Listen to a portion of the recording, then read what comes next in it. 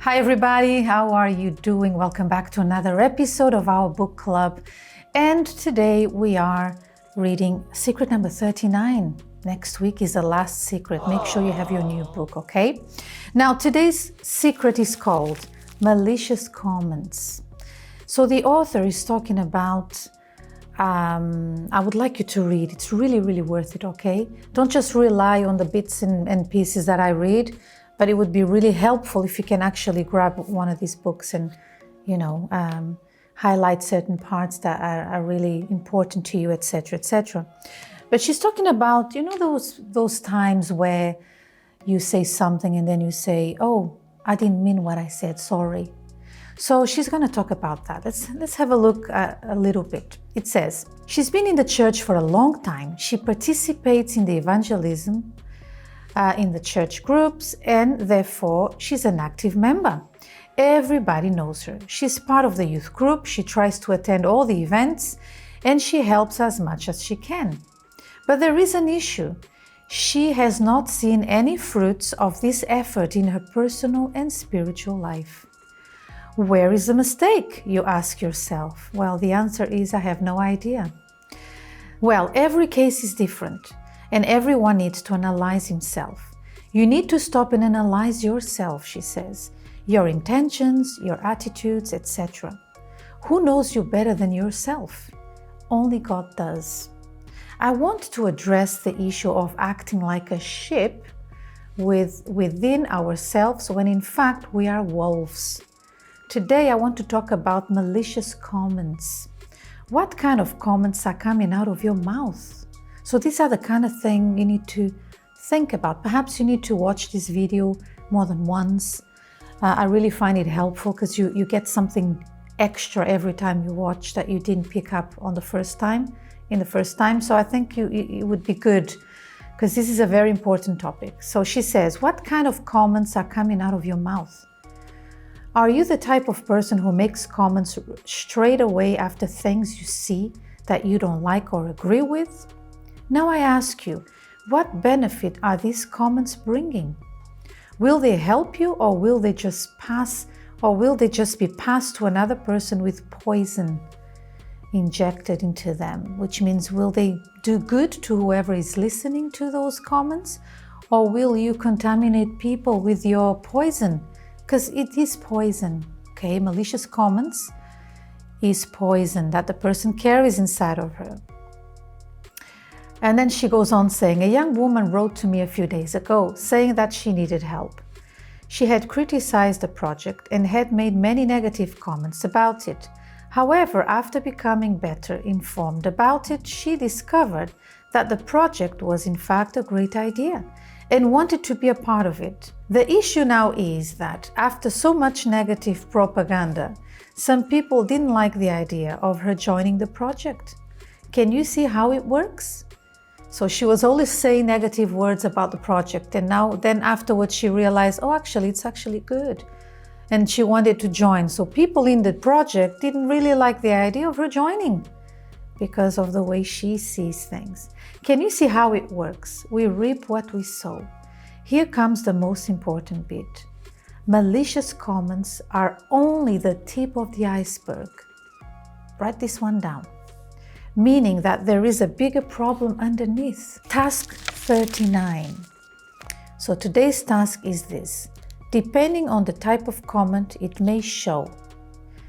So depending on the comments that come out of your mouth, it may show a filthy heart, a rebellious heart, an envious heart, a hurt heart, and so on. You need to analyze then what is going on in your heart and start cleaning it. After that, you will need to watch your words and inspect yourself not to make the same mistake again. Remember, we need to watch our comments. So, what is the author saying today? What are we learning here today? That this thing of, I didn't mean what I said is not true. Let me tell you how words work, okay? At least that's what I've learned in 40 plus years of my age. I've learned a few things growing older, and one of them is that what you say is what you first see and then think, and then it generates a word. So if my eyes, can you see what she means by a negative comment is just the tip of the iceberg? It means that is the only thing you can see, but what you cannot see is a lot bigger, a lot greater. So if you see something and you have this very critique personality, because you are either, like she said on the task, rebellious, or you are malicious, or you are envious, for example, then you will see things in a different way. And therefore, you saw something that was so, so normal, no malice about it. It was something good, but because your eyes are not good, because of one of these things that we just read, it could be any other thing, then it brought negative thoughts. You saw with your eyes, but your eyes are not good because your heart is compromised with either envy or, malicious. You are malicious, or you always think, oh, is this really like that? Oh, what about this? Oh, I don't know. Then many people, they think, especially young people, they think, well, nobody knows what I'm thinking, so I'm fine. So you keep smiling, but sooner or later it will come out. And that's when people say, oh, I didn't mean what I said. So they jeopardize friendships, marriage, relationships, but most importantly, their relationship with God. So like she mentioned at the beginning of this chapter, you are maybe very active in the church. You love to be active in the church. You feel at home. You have peace. You feel useful. You know that what we do in the church is very fruitful. It will bring fruit because you're helping people. You are helping people. So you feel very happy going out, participating on the night angels, for example. It's sacrificial because it's in the evening, it's late at night. And there you go, helping, putting those notes by the bridges, encouraging people who want to commit suicide, don't do it. Very noble, very nice work. But you don't see the fruits of God in your life. And the reason why is because He's not pleased with who you are. You see, this is where many people make a mistake. They think that to please God, they should just stay, they just stay on the doing, when in fact is the being. Who you are is what interests Him the most. So yes, when you are well, when you have a pure heart, you also do good works. However, the other way does not happen. If you do good works, you will not be a good person within. Because you see, for you to cleanse your heart, for you to be pure in heart, has to do with forgiveness, has to do with moving on, has to do with telling yourself, no, I decide from now on that I'm not going to look at this situation this way. I'm going to have good eyes. I'm going to stop envying other people. And I'm going to work hard to get where they are. You see what I mean? So when you do that, you are working on who you are. Therefore, you are pleasing God. But if you just do the works, it doesn't mean you are pleasing God. It's not what you do, it's who you are. All right? Doing is a consequence of anyone who is doing well within. So what happens when you just focus on the doing? You are usually problematic. You hurt people's feelings. You are there, perhaps you are volunteering in a group in the church, and what comes out of your mouth is always negative. But you, instead of you humbling yourself and looking deep into yourself and saying, hold on, why do I do this? Why do I keep doing this?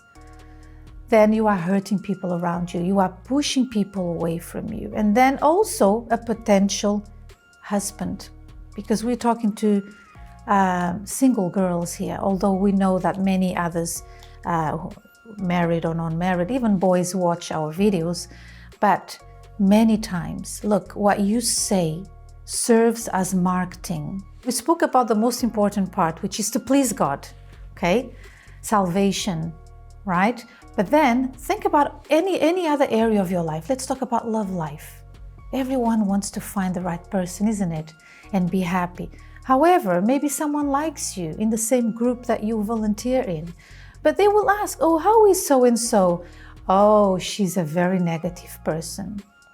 She's lovely and all, she's always around, she's very helpful, but as a partner, you're gonna have problems. Run away. Do you see what I mean? So it's not your looks. Again, people who have a problem with that, they put all their strength on the looks, you see, on the doing. But the looks, when you are godly, you can see beyond the looks. There's a shine in your eyes. When you are filled with the Holy Spirit, there is this lightness about you that you don't have when you are malicious. Okay? So instead of blaming this or that for you saying what you said, work on yourself. Work on yourself and you will see that the Holy Spirit will come and live in you. Okay? That's all for now. I hope this helped you. This is really, I don't know, I wouldn't say it's the most important tip of the book, of the whole book, because all of them, they put together, they are so important, but work on this one, all right? In the area of your life that nobody sees, well, only God sees. But remember, He's the one who saves, who opens doors, who makes you truly happy, not you doing to hide what you are not, okay? Anyway, that's all for now. Like I said, if you have any questions, remember you can get in touch through this email address. Remember to share if you know anyone who struggles with that. Bless them, share this video with them. See you next time. Bye-bye.